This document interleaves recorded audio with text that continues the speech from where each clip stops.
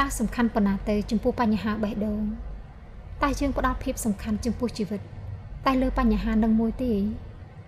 គ្រប់ចំណែកទាំងអស់នៃជីវិតសុទ្ធតែសំខាន់យើងមិនអាចបាត់បង់ចំណែកណាមួយបាននោះទេតែស្នេហាយើងចាត់ទុកថាជាអន្លក់សម្រាប់ជីវិតទៅចុះព្រោះគ្រប់បញ្ហាដែលកើតឡើងដោយសារសម្ពាធនៃស្នេហាមិនដែលស្ថិតស្ថេរនោះទេវានឹងរសាយទៅតាមពេលវេលាហើយវានឹងคล้ายទៅជាអតីតកាលដែលគ្រាន់តែជានីតិនៃការចងចាំតែប៉ុណ្ណោះចាសសូមរីករាយស្ដាប់និងទស្សនាកម្សាន្តជាបន្តទៀតបទចម្រៀងពីកម្មវិធីសម្លេងមាសក្នុងដួងចិត្តដូចតទៅ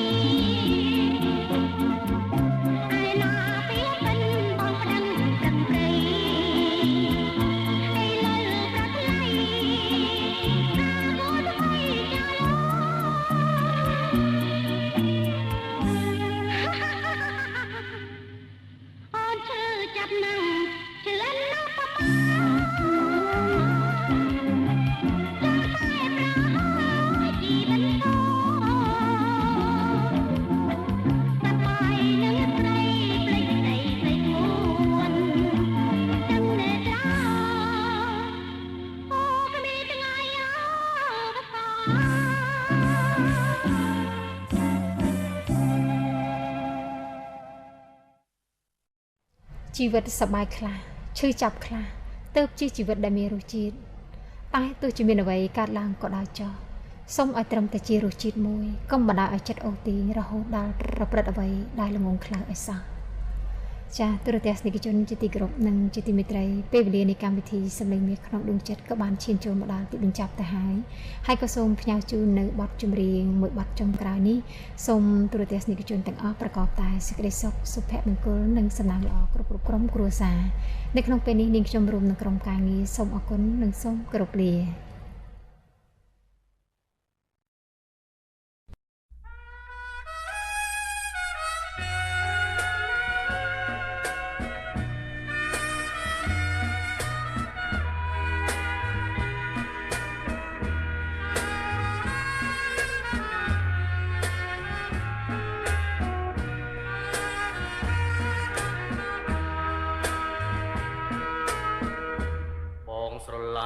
ស្រឡាញ់តែអូស្រឡាញ់ស្ងួនពេញក្នុងចិន្តាមានបែកប្រែសាវ៉ាគឺចង់ដោះសារ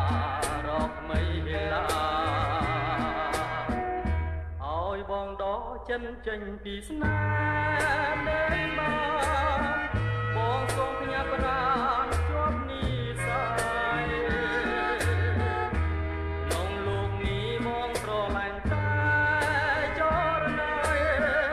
ចិនស្មោះភក្តីតែស្រីមួយបងស្រឡាញ់តែអូសូមស្រីស្ងួនគុំទុំ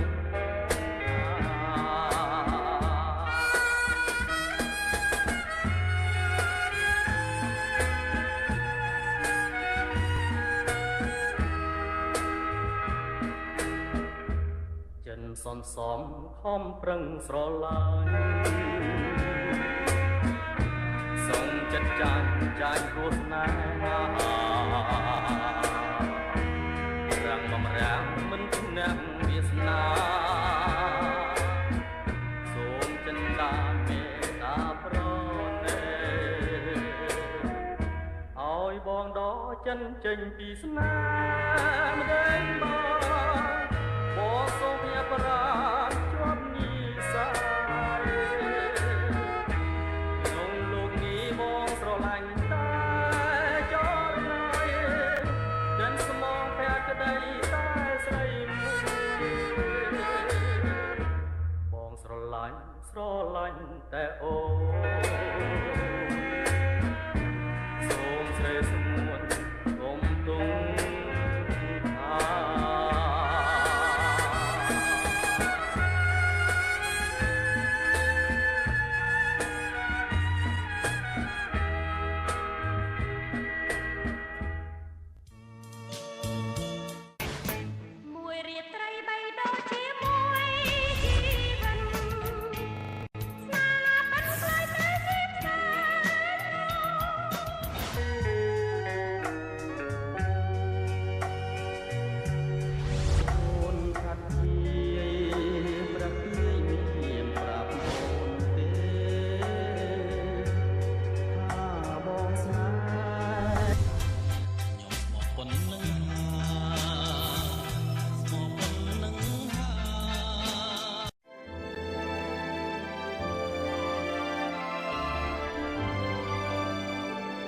ទូរទស្សន៍អាស៊ីអាគ្នេយ៍អប់រំវប្បធម៌ព័ត៌មានដើម្បីអភិរក្សនៅបទចម្រៀងនិងសំនៀងរបស់បុព្វបុរសខ្មែរកំព្រៀងអនុស្សាវរីយ៍តែមិនឈឺទេថែមទៀតមកថា100កំព្រៀងក៏បាននិងដើម្បីលើកស្ទួយនៃតម្លៃដូរតន្ត្រី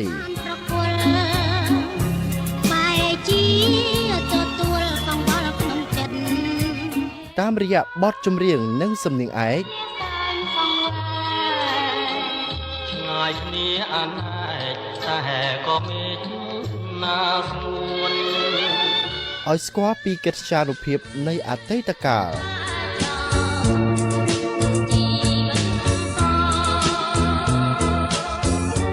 ដើម្បីទុកជាកេរមរតកសម្រាប់យុវជនខ្មែរសម័យទំនើប